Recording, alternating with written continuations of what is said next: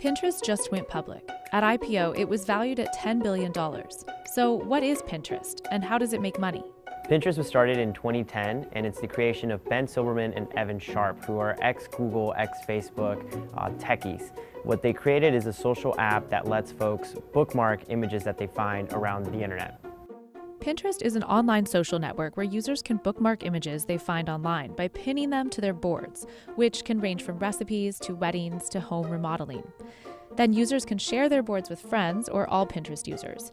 Users find new ideas by following friends, influencers, and brands, or simply by searching Pinterest's large user base.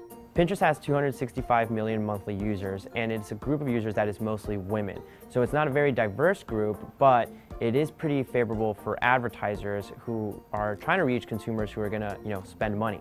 Pinterest makes money from all those users in one simple way: advertising. Like most consumer-facing tech companies, Pinterest makes money from advertisements. So its real challenge in this space is competing against Facebook and Google, which basically control the digital advertising market. Pinterest sells promoted pins to advertisers, making $3 per user last year. Advertisers pay for an ad to surface in their desired audience's home feed or at the top of search results.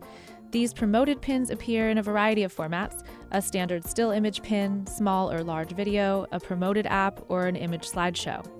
Pinterest also has hundreds of retail partners like Ulta Beauty, Lowe's, and Wayfair. Shopping ads invite users to click to buy and can appear in users' feeds when they're in one of those partners' stores. For the most part, Pinterest users go on the app when they're planning some big sort of event. So maybe they're doing a house renovation, they're planning their wedding, they're going on a big trip. That's when they turn to use the app. So it's not the kind of app that you open on a daily basis. However, when you are using it, it's because you're probably very likely to spend money.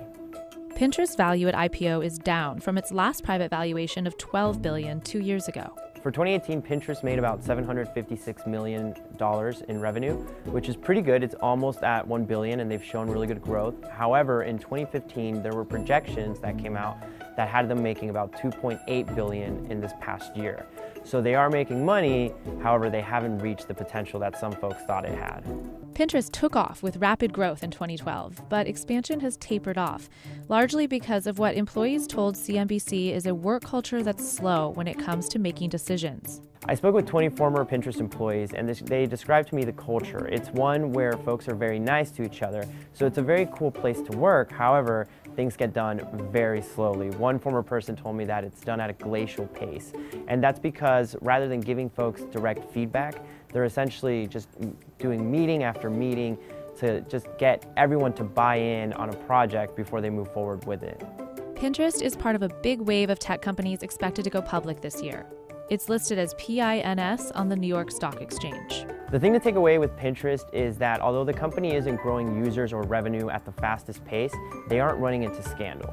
They are very deliberate about everything that they do, and once they commit to it, they go full force.